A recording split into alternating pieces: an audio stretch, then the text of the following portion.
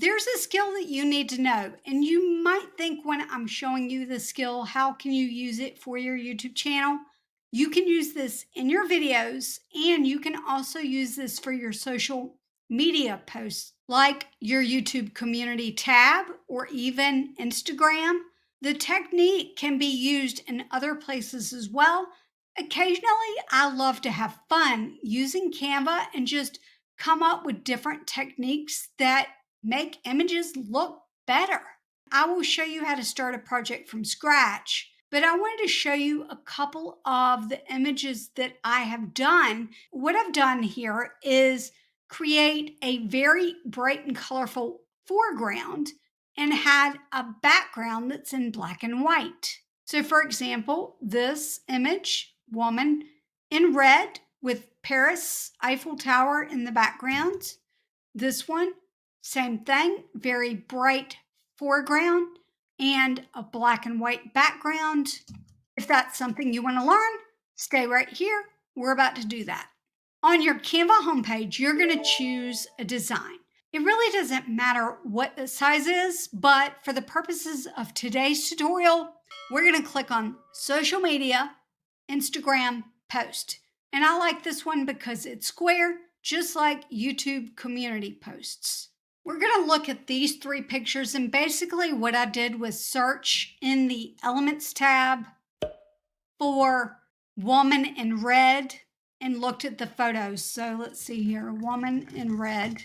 And then went to photos, and then I found a bunch of different photos that I liked and played around with the technique. There's a new technique in Canva that's going to allow you to do this without removing the background.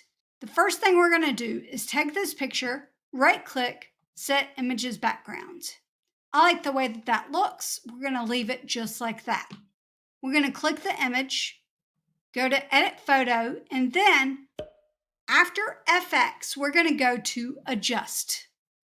Normally, I would say click auto adjust and let it do its thing, which I did. But what we really want to do is choose an area, select area, choose the drop down menu, and then choose the background. We're going to scroll down here. Under color, we're going to slide the saturation all the way to the left. And that is what makes this effect really cool. Now we're going to do this on all three of these images just so you can see that it is an effect that you can do on any of these images. We're going to set images background. Now for this one, I'm actually going to double tap and smart crop it and then click done. And then I will go through the process. Edit photo, adjust, background,